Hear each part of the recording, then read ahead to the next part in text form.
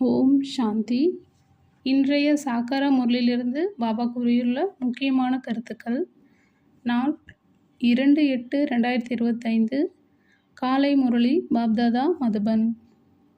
இனிமையான குழந்தைகளே, ஒருபோதும் களைப்படைந்து நினைவு யாத்திரையை விடக்கூடாது.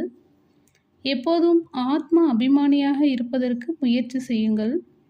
பாபாவினுடைய அன்பை பெறுவதற்கு அல்லது இனிமையானவர்களாக ஆவதற்காக நினைவில் இருங்கள். கேள்வி: 16 கலைகள் சம்பூர்ணமாக அல்லது முழுமையானவர்களாக ஆவதற்கு எந்த ஒரு முயற்சியை கண்டிப்பாக செய்ய வேண்டும்? பதில்: எந்த அளவிற்கு முடியுமோ தங்களை ஆத்மா என்று புரிந்து கொள்ளுங்கள். அன்பு கடல் பாபாவை நினைவு செய்தீர்கள் என்றால் முழுமையானவர்களாக ஆகிவிடுவீர்கள். ஞானம் மிகவும் சகஜமாகும். ஆனால் 16 கலைகள் சம்பூர்ணமானவர்களாக ஆவதற்கு நினைவின் மூலம் ஆத்மாவை கரை ஏதும் இல்லாமல் ஆக்க வேண்டும். ஆத்மா என்று புரிந்து கொள்வதின் மூலம் இனிமையானவர்களாக ஆகிவிடுவீர்கள். அனைத்து பிரச்சனைகளும் முடிந்துவிடும். பாட்டு: நீங்கள் அன்பு கடலாக இருக்கின்றீர்கள். ஓம் சாந்தி. அன்பு கடல் தன்னுடைய குழந்தைகளையும் அவரை போல் அன்பு கடலாக ஆக்குகின்றார். நாம் இப்படி லட்சுமி நாராயணனை போல் ஆக வேண்டும் என்பதுதான் குழந்தைகளுடைய குறிக்கோள் ஆகும். இவர்களை அனைவரும் எவ்வளவு அன்பு பாராட்டுகிறார்கள். பாபா நம்மை இவர்களைப் போல் இனிமையானவர்களாக மாற்றுகிறார் என்பதை குழந்தைகள் தெரிந்துள்ளார்கள். இங்கேதான் இனிமையானவர்களாக ஆக வேண்டும். மேலும் நினைவின் மூலம்தான் அவ்வாறு ஆக முடியும். பாரதத்தின் யோகம் புகழ் பாடப்பட்டுள்ளது. இது நினைவாகும். இந்த நினைவின் மூலம்தான் நீங்கள் இவர்களைப் போல் உலகத்திற்கு எஜமானர்களாக ஆகின்றீர்கள். இந்த முயற்சியை தான் குழந்தைகள் செய்ய வேண்டும். பாபா சொல்றாரு, நமக்கு அதிக ஞானம் இருக்கிறது என்ற கர்வத்தில் வராதீர்கள். முக்கியமான விஷயம் நினைவாகும். நினைவுதான் அன்பை கொடுக்கிறது. மிகவும் இனிமையானவர்களாக மிகவும் அன்பானவர்களாக ஆக விரும்புகிறீர்கள். உயர்ந்த பதவியை அடைய விரும்புகிறீர்கள் என்றால் முயற்சி செய்யுங்கள். பாபா சொல்றார், இல்லை என்றால் அதிகம் பச்சாதாபப்படுவீர்கள். ஏனென்றால் பாபாவின் நினைவில் இருப்பதற்கு இயலாமல் நிறைய குழந்தைகள் இருக்கிறார்கள். களைப்படைந்து விடுகிறார்கள் எனும்போது விட்டுவிடுகிறார்கள். ஒன்று, ஆத்ம அபிமானிகளாக இருப்பதற்கு அதிக முயற்சி செய்யுங்கள். இல்லையென்றால் மிகவும் குறைந்த பதவியை அடைந்து விடுவீர்கள். அந்த அளவிற்கு இனிமையாக ஒருபோதும் ஆக மாட்டீர்கள். பாபா சொல்றாரு, மிக குறைந்த குழந்தைகள் தான் அன்பால் கவரப்படுகிறார்கள். ஏனென்றால் நினைவில் இருக்கிறார்கள். பாபானுடைய நினைவு மட்டும்தான் வேண்டும். எந்த அளவிற்கு நினைவு செய்வீர்களோ அந்த அளவிற்கு இனிமையானவர்களாக ஆவீர்கள். பாபா சொல்றாரு, இந்த லட்சுமி நாராயணன் கூட முற்பிறவியில் அதிகம் நினைவு செய்தார்கள். நினைவின் மூலம் இனிமையானவர்களாக ஆகியுள்ளார்கள். சத்யுக சூரிய வம்சத்தவர் முதல் நம்பர், சந்திர வம்சத்தவர் 2வது இடத்தில் வந்துவிட்டார்கள். இந்த லட்சுமி நாராயணன் மிகவும் பிரியமானவர்களாக இருக்கிறார்கள். இந்த லட்சுமி நாராயணனுடைய முகம் மற்றும் ராமர் சீதையின் முகத்திற்கு நிறைய வித்தியாசம் இருக்கிறது. இந்த லட்சுமி நாராயணன் மீது ஒருபோதும் யாரும் கலங்கம் சுமத்தவில்லை. கிருஷ்ணரின் மீது தவறுதலாக கல்லங்கம் சுமத்தியுள்ளார்கள். ராமர் சீதையின் மீது சுமத்தியுள்ளார்கள். பாபா சொல்றாரு, ஆத்மா என்று புரிந்து பாபாவை நினைவு செய்வதில் மிகுந்த ஆனந்தம் இருக்கிறது. எந்த அளவிற்கு நினைவு செய்வீர்களோ அந்த அளவிற்கு சதோ பிரதானமாக 16 கலைகள் முழுமையானவர்களாக ஆவீர்கள். 14 கலைகள் என்பது குறையுடையதாகிறது. பிறகு மேலும் குறையுடையதாகிக் கொண்டே செல்கிறது. 16 கலைகள் முழுமையானவர்களாக ஆக வேண்டும். ஞானம் முற்றிலும் சகஜமாகும். பாபா சொல்றாரு, யார் வேண்டுமானாலும் கற்றுக்கொள்வார்கள். 84 பிறவிகள் கல்பம் கல்பமாக எடுத்து வந்துள்ளீர்கள். முழுமையாக தூய்மையாக ஆகாதவரை யாரும் இப்போது திரும்பி செல்ல முடியாது. இல்லையென்றால் தண்டனை அனுபவிக்க வேண்டி வரும். பாபா அடிக்கடி புரிய வைக்கின்றார். எவ்வளவு முடியுமோ முதலில் நான் ஆத்மா என்ற இந்த விஷயத்தை உறுதி செய்யுங்கள். ஆத்மாக்களாகிய நாம் நம்முடைய வீட்டில் இருக்கிறோம் என்றால் நாம் சதோபிரதானமாக இருக்கிறோம். பிறகு இங்கே வந்து பிறவி எடுக்கின்றோம். பாபா சொல்கிறாரு, ஒவ்வொருவரும் எத்தனை எத்தனை பிறவிகள் எடுக்கிறார்கள், கடைசியில் தமோ பிரதானமாக ஆகிறார்கள். உலகத்தின் அந்த சுய மரியாதை குறைந்து கொண்டே செல்கிறது. புதிய கட்டிடம் இருக்கிறது என்றால் அதில் எவ்வளவு சுகம் கிடைக்கிறது. பிறகு அதில் குறைகள் ஏற்படும் போதுதான் கலைகள் குறைகிறது. பாபா சொல்கிறாரு, குழந்தைகளாகிய நீங்கள் முழுமையான உலகத்திற்கு செல்ல விரும்புகிறீர்கள் என்றால் குறை இல்லாதவர்களாக ஆக வேண்டும். வெறும் ஞானம் முழுமை என்று சொல்ல முடியாது. பாபா சொல்கிறாரு, ஆத்மாவை முழுமையானதாக்க வேண்டும். எவ்வளவு முடியுமோ அவ்வளவு முயற்சி செய்யுங்கள். பாபா சொல்கிறாரு, நான் ஆத்மா பாபாவின் குழந்தையாக இருக்கிறேன். உள்ளுக்குள் மிகுந்த குஷி இருக்க வேண்டும். மனிதர்கள் தங்களை தேகதாரிகள் என்று புரிந்து கொண்டு குஷியாகிறார்கள். நான் இன்னாருடைய குழந்தையாக இருக்கின்றேன். அது அல்பகால போதையாகும். இப்போது குழந்தைகளாகிய நீங்கள் பாபாவோடு முழுமையாக புத்தியின் தொடர்பை ஈடுபடுத்த வேண்டும். இதில் குழப்பம் அடையக்கூடாது. வெளிநாட்டிற்கு எங்கு வேண்டுமானாலும் செல்லுங்கள். ஒரு விஷயத்தை மட்டும் மனதில் உறுதியாக வையுங்கள். பாபாவை நினைவு செய்ய வேண்டும். பாபா அன்பு கடலாக இருக்கின்றார். இந்த மகிமை எந்த மனிதனுடையதும் இல்லை. ஆத்மா தன்னுடைய தந்தையின் மகிமை பாடுகிறது. ஆத்மாக்கள் அனைத்தும் தங்களுக்குள் சகோதர சகோதரர்களாகும். அனைவருக்கும் தந்தை ஒருவரே ஆவார். பாபா அனைவருக்கும் கூறுகின்றார், குழந்தைகளே, நீங்கள் சதோ பிரதானமாக இருந்தீர்கள், இப்போது தமோ பிரதானமாக ஆகியுள்ளீர்கள். தமோ பிரதானமாக ஆன காரணத்தினால் நீங்கள் துக்கமுடையவர்களாக ஆகியுள்ளீர்கள். இப்போது ஆத்மாவாகிய எனக்கு பரமாத்மா தந்தை கூறுகின்றார், நீங்கள் முதலில் முழுமையானவர்களாக இருந்தீர்கள். ஆத்மாக்கள் அனைத்தும் அங்கே முழுமையாக தான் இருக்கிறது. நடிப்பு தனிப்பட்டதாக இருக்கலாம், ஆனால் எந்த குறையும் இல்லைதான் அல்லவா? பாபா சொல்கிறாரு, தூய்மை இல்லாமல் யாரும் அங்கே செல்ல முடியாது. சுகதாமத்தில் உங்களுக்கு சுகமும் இருக்கிறது என்றால் அமைதியும் இருக்கிறது. ஆகையினால்தான் உங்களுடைய தர்மம் உயர்ந்ததிலும் உயர்ந்ததாக இருக்கிறது. அளவற்ற சுகம் இருக்கிறது. நாம் என்னவாக ஆகின்றோம் என்று சிந்தனை செய்து பாருங்கள். பாபா சொல்கிறாரு, சொர்க்கத்திற்கு எஜமானர்களாக ஆகின்றோம். அது வைரத்திற்கு ஒப்பான பிறவியாகும். இப்போது சோழியை போன்ற பிறவியாகும். இப்போது பாபா நினைவில் இருப்பதற்காக குறிப்பால் உணர்த்துகிறார், எங்களை வந்து தூய்மையற்ற நிலையிலிருந்து தூய்மையாக்குங்கள் என்றுதான் நீங்கள் அழைக்கிறீர்கள். சத்தியுகத்தில் முழுமையாக விகாரமற்றவர்களாக இருக்கின்றீர்கள். பாபா சொல்கிறாரு, ஞானத்தில் எவ்வளவுதான் கூர்மையாக இருந்தாலும் ஒருபோதும் பாபாவிற்கு இனிமையானவர்களாக இருக்க முடியாது. நினைவில் இருந்தால்தான் இனிமையானவர்களாக ஆவீர்கள். பிறகு பாபா கூட உங்களுக்கு இனிமையானவராக இருப்பார். படைப்பு முற்றிலும் பொதுவானதாகும். தூய்மையாக ஆக வேண்டும், நினைவில் இருக்க வேண்டும். இதை நல்ல விதத்தில் குறித்து கொள்ளுங்கள்.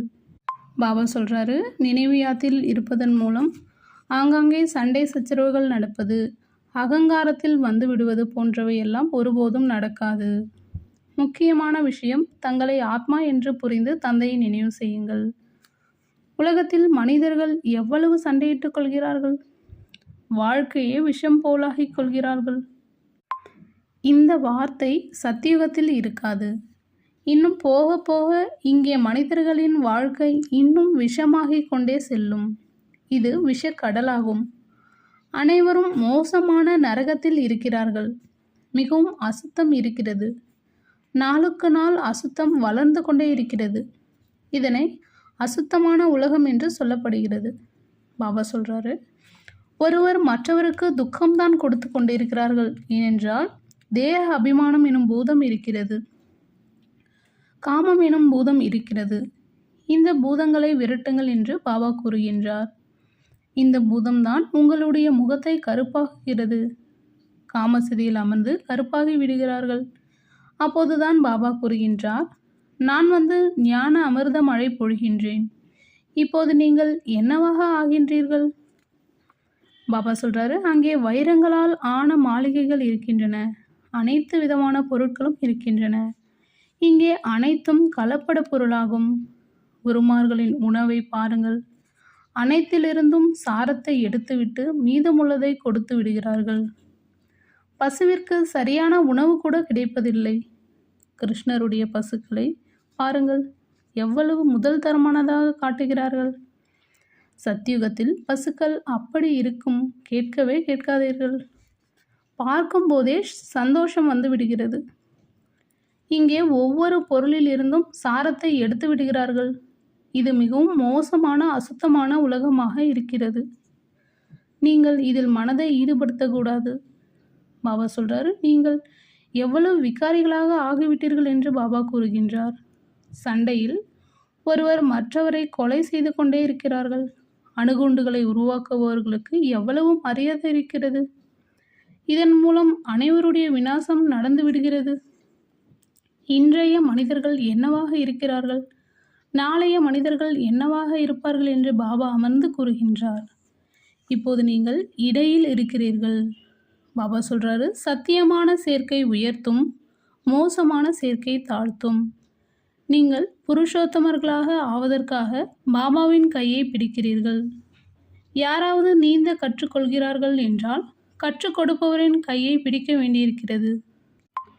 இல்லையென்றால் தடுமாற்றம் வந்துவிடும். இதிலும் கூட கையை பிடிக்க வேண்டும். இல்லையென்றால் மாயை இழுத்து கொள்கிறது.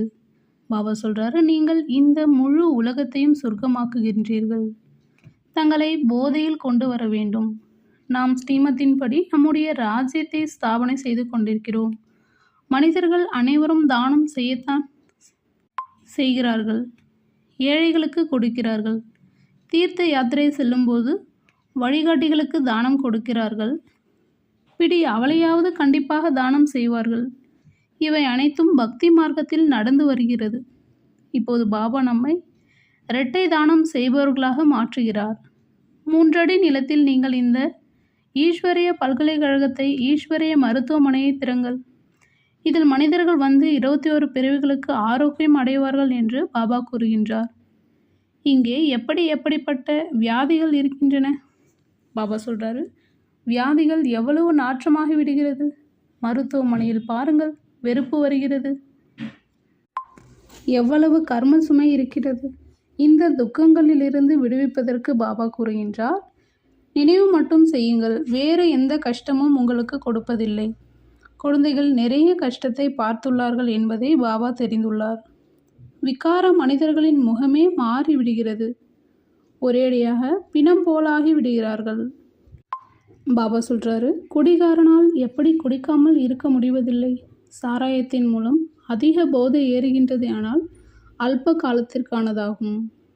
இதனால் விகார மனிதனின் ஆயுள் எவ்வளவு குறைந்து விடுகிறது. நிர்விகார தேவதைகளின் ஆயுள் சராசரியாக 125லிருந்து 180 ஆண்டுகளாக இருக்கிறது. எப்போதும் ஆரோக்கியமானவர்களாக ஆனீர்கள் என்றால் ஆயுளும் கூட அதிகரிக்கும் அல்லவா. நோயற்ற சரீரமாகி விடுகிறது. பாபா அழிவற்ற மருத்துவர் என்று சொல்லப்படுகிறது. சத்குரு ஞான கண்மை கொடுத்தார், அஞ்ஞான இருள் விலகியது. தந்தையை தெரிந்திருக்கவில்லை, எனவேதான் அஞ்ஞான இருள் என்று சொல்லப்படுகிறது. இது பாரதவாசிகளின் விஷயமே ஆகும். பாபா சொல்றாரு, கிறிஸ்து எந்த ஆண்டு வந்தார் என்பதை தெரிந்துள்ளார்கள். அவர்களுடைய பட்டியல் முழுவதும் இருக்கிறது. போப்பாண்டவர்கள் வரிசை கிரமமாக கதியில் அமர்கிறார்கள். ஒரு பாரதம் மட்டும்தான் யாருடைய வரலாற்றையும் தெரிந்திருக்கவில்லை.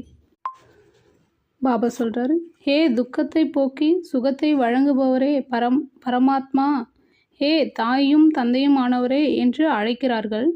நல்லது. தாய் தந்தையரது வாழ்க்கை வரலாற்றை சொல்லுங்கள் என்றால் எதுவுமே தெரியாது. இது புருஷோத்தம சங்கமயுகம் என்பதை நீங்கள் தெரிந்துள்ளீர்கள். நாம் இப்போது புருஷோத்தமர்களாக ஆகிக் கொண்டிருக்கிறோம் எனும்போது முழுமையாக படிக்க வேண்டும். பாபா சொல்றாரு, உலகாய மரியாதைகளில் கூட நிறைய மாட்டிக்கொண்டிருக்கிறார்கள். இந்த பிரம்மா பாபா யாரை பற்றியும் கவலைப்படவில்லை. எவ்வளவு திட்டுகளை வாங்கினார். மனதிலும் வைக்கவில்லை, புத்தியிலும் வைக்கவில்லை. அவர் வழியில் போகும்போது பிராமணனாக மாட்டிக்கொண்டார். பாபா பிராமணனாக மாற்றினார் என்றால் திட்டு வாங்க ஆரம்பித்து விட்டார். பஞ்சாயத்து முழுவதும் ஒரு பக்கம், தாதா மறுபக்கம். நீங்கள் என்ன செய்கிறீர்கள் என்று முழு சிந்தி மக்களின் பஞ்சாயத்தும் கேட்டது. கீதையில் பகவானுடைய மகா வாக்கியம் இருக்கிறது அல்லவா? காமம் மிகப்பெரிய எதிரி. இதன் மீது வெற்றி அடைவதன் மூலம் உலகத்திற்கு எஜமானர்களாக ஆவீர்கள். இது கீதையின் வார்த்தைகளாகும். காம விகாரத்தை வெல்வதன் மூலம் நீங்கள் உலகத்தை வென்றவர்களாக ஆவீர்கள் என்று என்னிடம் கூட யாரோ சொன்னார்கள். இந்த லட்சுமி நாராயணன் கூட வெற்றி அடைந்துள்ளார்கள் அல்லவா? இதில் சண்டை போன்றவற்றின் விஷயம் இல்லை. பாபா சொல்றாரு, உங்களுக்கு சொர்க்கத்தின் ராஜ்யத்தை கொடுக்க வந்துள்ளேன். இப்போது தூய்மையாகுங்கள் மற்றும் தந்தையை நினைவு செய்யுங்கள். நான் தூய்மையாக ஆவேன் என்று மனைவி சொல்வார். கணவன் நான் ஆக மாட்டேன் என்று சொல்வார். ஒன்று அன்னப்பறவையாகவும் மற்றொன்று கொக்காகி விடுகிறது. பாபா வந்து ஞான ரத்தினங்களை எடுக்கக்கூடிய அன்னங்களாக மாற்றுகின்றார். ஆனால் ஒன்று ஆகிறது மற்றொன்று ஆவதில்லை எனும்போது சண்டை நடக்கிறது. பாபா சொல்றாரு, ஆரம்பத்தில் அதிக சக்தி இருந்தது. இப்போது அந்த அளவுக்கு தைரியம் யாரிடத்திலும் இல்லை. நாங்கள் வாரிசு என்று சொல்கிறார்கள். ஆனால் வாரிசாகும் விஷயமே வேறாகும். ஆரம்பத்தில் அதிசயமாக இருந்தது. பெரிய பெரிய வீட்டை சேர்ந்தவர்கள் உடனே விட்டுவிட்டு ஆஸ்தியை பெற வந்து விட்டார்கள். எனவே அவர்கள் தகுதியானவர்களாகி விட்டார்கள். முதலில் வந்தவர்கள் அதிசயத்தை செய்தார்கள். பாபா சொல்றாரு, இப்போது அப்படிப்பட்டவர்கள் குறைவானவர்களே வருவார்கள். உலகாய மரியாதைகள் அதிகம் இருக்கிறது. யார் ஆரம்பத்தில் வந்தார்களோ அவர்கள் அதிக தைரியத்தை காட்டினார்கள். இப்போது அப்படி தைரியம் வைப்பது மிகவும் கடினமாகும். ஏழைகள் வைக்க முடியும். மாலையில் மணியாக ஆக வேண்டும் என்றால் முயற்சியும் செய்ய வேண்டும். மாலைகள் மிகவும் பெரியதாகும். 8 மணிகளுடையது இருக்கிறது, 108 மணிகளுடையதும் இருக்கிறது. பிறகு 16,108 மணிகளுடையதும் இருக்கிறது. மிக மிக அதிகமாக முயற்சி செய்யுங்கள் என்று பாபா அவரே கூறுகின்றார். தங்களை ஆத்மா என்று புரிந்து கொள்ளுங்கள். உண்மையை சொல்வதே இல்லை. யார் தங்களை நல்லவர்கள் என்று புரிந்து கொள்கிறார்களோ அவர்களின் மூலம் கூட பாவ கர்மங்கள் நடந்து விடுகிறது. பாபா சொல்றாரு, ஞானம் நிறைந்த ஆத்மாக்களாக இருக்கிறார்கள். புரிய வைப்பது நன்றாக இருக்கிறது. ஆனால் யோகம் இல்லை. மனதால் உயருவதில்லை. நினைவிலேயே இருப்பதில்லை எனும்போது மனதிலும் உயருவதில்லை. தனது நினைவின் மூலம்தான் தந்தையை நினைவு கிடைக்கும் அல்லவா? பாபா சொல்றாரு, ஆரம்பத்தில் உடனே பலியாகிவிட்டார்கள். இப்போது பலியாவது குறைந்த விஷயம் ஒன்றும் கிடையாது. முக்கியமான விஷயம் நினைவாகும். அப்போதுதான் குஷியின் அளவு அதிகரிக்கும். எந்த அளவிற்கு கலைகள் குறைந்து கொண்டே சென்றதோ அந்த அளவிற்கு துக்கம் அதிகரித்து கொண்டே சென்றது. இப்போது எந்த அளவிற்கு கலைகள் அதிகரிக்குமோ அந்த அளவிற்கு குஷியின் அளவு அதிகரிக்கும். அதிகமாக நினைவு செய்பவர்களுக்கு என்ன பதவி கிடைக்கிறது என்பது போன்ற அனைத்தும் கடைசியில் உங்களுக்கு காட்சியாக தெரியும். கடைசியாக நிறைய காட்சிகள் ஏற்படும். எப்போது விநாசம் நடக்குமோ அப்போது நீங்கள் சொர்க்கத்தின் காட்சிகள் எனும் அல்வா சாப்பிடுவீர்கள். நினைவை அதிகரியுங்கள் என்று பாபா அடிக்கடி புரிய வைக்கின்றார். யாருக்காவது கொஞ்சம் புரிய வைத்தால் பாபா அதில் குஷி அடைவதில்லை. ஒரு பண்டிதருடைய கதை கூட இருக்கிறதல்லவா? ராமா ராமா என்று சொல்லிக்கொண்டே தண்ணீரை கடந்து விடலாம் என்று சொன்னார்கள். இது நம்பிக்கையில்தான் வெற்றி இருக்கிறது என்பதை காட்டுகிறது. தந்தையினிடத்தில் சந்தேகம் வருவதனால் அழிந்து விடுவார்கள். பாபாவின் நினைவினால்தான் பாவங்கள் அழிகிறது. இரவும் பகலும் முயற்சி செய்ய வேண்டும். பிறகு கர்மேந்திரியங்கள் சஞ்சலம் நின்றுவிடும். இதில் அதிக உழைப்பு இருக்கின்றது. நிறைய பேருடைய நினைவின் சார்ட் இருப்பதே இல்லை. அப்படியென்றால் அடித்தளமே இல்லை. எவ்வளவு முடியுமோ எப்படியாவது நினைவு செய்ய வேண்டும். அப்போதுதான் சதோ பிரதானமாக 16 கலை முழுமையானவர்களாக ஆவீர்கள். தூய்மையின் கூடவே நினைவு யாத்திரையும் வேண்டும். தூய்மையாக இருப்பதின் மூலம்தான் நினைவில் இருக்க முடியும். இந்த பாயிண்டை நல்ல விதத்தில் தாரணை செய்யுங்கள். பாபா எவ்வளவு அகங்காரமற்றவராக இருக்கின்றார். இன்னும் போக போக அனைவரும் உங்களுடைய கால்களில் வந்து வணங்குவார்கள். உண்மையில் இந்த தாய்மார்கள் சொர்க்கத்தின் வாயிலை திறக்கிறார்கள். நினைவின் கூர்மை இப்போது குறைவாக இருக்கிறது. எந்த ஒரு தேகதாரியும் நினைவு செய்யக்கூடாது. தமோ பிரதானத்திலிருந்து சதோ பிரதானமாக ஆவதில்தான் உழைப்பு இருக்கிறது. நல்லது. தாரணைக்கான முக்கிய சாரம்: இந்த தூய்மையற்ற, மோசமான, துக்கம் நிறைந்த உலகத்தில் மனதை ஈடுபடுத்தக்கூடாது. ஒரு தந்தையினுடைய கையை பிடித்துக்கொண்டு இதை கடந்துவிட வேண்டும். 2. மாலையின் மணியாக ஆவதற்கு மிகவும் தைரியம் வைத்து முயற்சி செய்ய வேண்டும். ஞான ரத்தினங்களை எடுக்கக்கூடிய அன்னப்பறவையாக வேண்டும். எந்த ஒரு பாவகர்மமும் செய்யக்கூடாது. வரதானம்: நிமித்த உணர்வு மூலம் சேவையில் வெற்றி அடையக்கூடிய சிரேஷ்ட சேவாதாரி ஆகுக. விளக்கம்: நிமித்த உணர்வானது சேவையில் தானாகவே வெற்றியை கொடுக்கின்றது. நிமித்த உணர்வு இல்லையென்றால் வெற்றி இல்லை. சிரேஷ்ட சேவாதாரி என்றால் ஒவ்வொரு அடியும் தந்தையின் அடி மீது அடி வைக்கக்கூடியவர்கள். ஒவ்வொரு அடியும் சிரேஷ்ட வழிப்படி சிரேஷ்டமாக ஆக்கக்கூடியவர்கள் என்ற அர்த்தம். எந்த அளவு சேவையில் சுயத்தில் வீணானது சமாப்தி ஆகிவிடுகின்றதோ அந்த அளவு சக்திசாலி ஆகின்றார்கள். மேலும் சக்திசாலி ஆத்மா ஒவ்வொரு அடியிலும் வெற்றி அடைகின்றார்கள். யார் சுயம் தானும் சதா ஊக்கம் உற்சாகத்தில் இருக்கின்றார்களோ மற்றும் பிறருக்கும் கூட ஊக்கம் உற்சாகம் கொடுக்கின்றார்களோ அவர்களே சிரேஷ்ட சேவாதாரி ஆவார்கள்.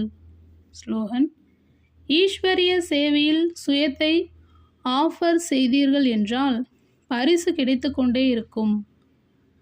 அவ்யக்த சமிக்கை: சகஜ யோகி ஆக வேண்டும் என்றால் பரமாத்மா அன்பின் அனுபவி ஆகுங்கள். இந்த பரமாத்மா அன்பின் கயிறானது தூரத்தில் இருந்து ஈர்த்து கொண்டு வருகின்றது. இது அப்பேற்பட்ட சுகமயமான அன்பு ஆகும். இந்த அன்பில் ஒரு வினாடியேனும் மூழ்கி விட்டீர்கள் என்றால் அநேக துக்கங்களை மறந்து விடுவீர்கள் மற்றும் சதா காலத்திற்கும் சுகத்தின் ஊஞ்சலில் ஆடிக்கொண்டே இருப்பீர்கள். தந்தைக்கு குழந்தைகளாகிய உங்கள் மீது அந்த அளவு அன்பு இருக்கின்றது. அது வாழ்க்கைக்கு தேவையான சுகம், சாந்தி போன்ற அனைத்து விருப்பங்களையும் பூர்த்தி செய்து விடுகின்றது. தந்தை சுகம் மட்டும் கொடுக்கவில்லை, ஆனால் சுகத்தின் களஞ்சியத்திற்கு எஜமானன் ஆக்கிவிடுகின்றார். ஓம் சாந்தி.